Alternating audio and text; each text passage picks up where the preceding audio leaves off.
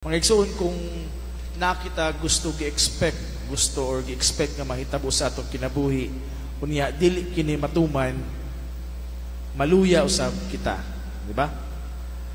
Kung gusto nato nga mahitabo kini nga paghitabo ug kini mao atong gusto gid nga mahitabo, nya ngani man ang nahitabo, dili man mao ang atong gipanikamutan o gituuhan nato unta nga mao nang mahitabo. Mo nang dako kayo nga frustration sa giingon pa nila nga the higher the expectation, the higher usab ang frustration, diba? Ug mao kini usab ang nasinati sa duha ka mga tinun-an nga naglakaw ngadto sa Emmaus. Naluya sila kay ilang unihuna nga napildi sila sa ilang gituuhan nga Mesiyas nga may motubos kanila. Tungod kay ilang gituuhan nga motubos kanila, ang ilang gi-expect nga magmadaugon unta sa katapusan sa wala pa nila maili si Jesus, napildi man tungod kay lutos man diha sa kamatayon nganha sa krus. Kung atong ibutang usab mga atong kaugalingon diha kanila, valid po ng ilang gibati. Ngano man kini nga among gituuhan nga naghimo og milagro, nagpalakaw sa mga bakol, nag-ayo sa mga masakiton, nagpabuhi sa mga minatay. Iyang kaugalingon mismo dili na maluwas. Valid sa mga ilang gibati. Unsa may nawala kanila? Nawala ang ilang pagtuo ngadto kang Jesus. Ug ang nakanindot na ini mga igsuon, sa ilang paglakaw nga nawala ang ilang pagtuo, sa ilang paglakaw pa adto sa Emmaus nga wala na sila nisalig ngadto kang Jesus tungod kay kapildihan ng ilang nasinati.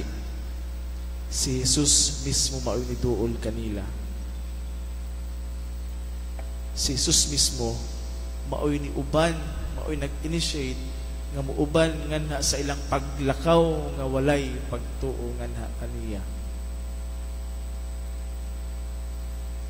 Og diha usab sa atong kinabuhi, pagkanindot pa malandungon nga sa panahon nga kita nagunob, sa panahon nga kita nakasinati sa mga kapildihan sa kinabuhi, bisan diha kung kita magmasaligon nga na sa atong Ginoo, ang atong Ginoo di ay nagauban ra gayud kanunay kanato.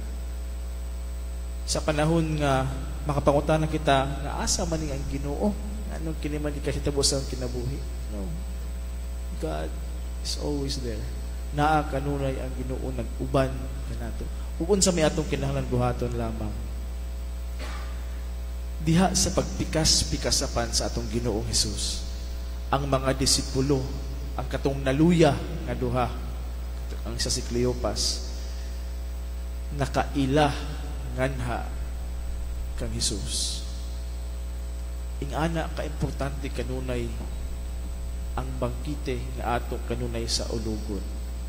Nga diha sa pagpikas-pikasapan, diha sa bangkite nga iyang kanunay gihatag kanato, diha sa pagkalawat sa lawas sa atong Ginoong Hesukristo, mao kini ang atong timailahan nga kanunay siyang nagsakripisyo alang kanato, nga siya kanunay nag-uban nganha kanato, bisan pa man kung ang atong pagtuo kaniya usahay magpaling-paling, usahay diliing anak kaligon, usahay daw mapalong, kanunay anaa ang Ginoo.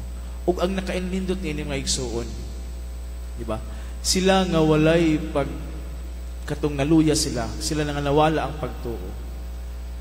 Paghibalik nila diha, pagkamata nila diha sa pagtuo, nakita nila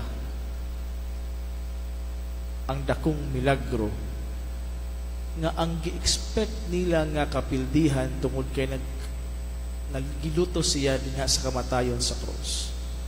Usa di ay kadili kong kapildihan, kundi dako kayo ang milagro nga nabanhaw si Jesus ug wala sila mapildi, ug dili kapildihan ang nasinati nila sa katapusan. Nagmilagro ang atong Ginoong Hesus. Ug kana usab kung kita maglantaw sa mga butang diha sa pagtuo kang Hesus, kanunay nagabuhat og milagro ang atong Ginoo nganha sa atong kinabuhi. Naay mga butang nga di nato makita kung kita walay pagtuo. Ug naay mga butang nga atong makita kung kita nagtuo nganha sa atong Ginoong Hesus.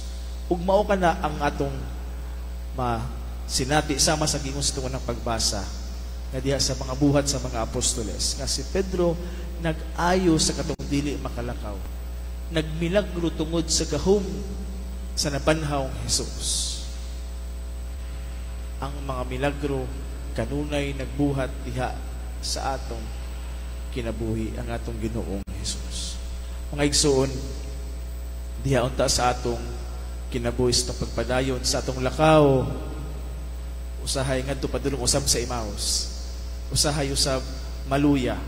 Ato kanunay hinumduman nga ang atong Ginoong Hesus kanunay nagpahinumdum kanato sa pagbalik ngadto kung asa ang atong pundasyon, kung asa mukuha kita sa kusog sa matag adlaw sa atong kinabuhi nga mao ang pagpikas-pikas sa pan, nga mao ang Eucharistia. Tana ato kanunay hinumduman nga atong Ginoong Hesus pinaagi niini kanunay nagauban bisan pa man sa kung unsang mahitabo sa atong kinabuhi. Palihog manindog og atong ampuon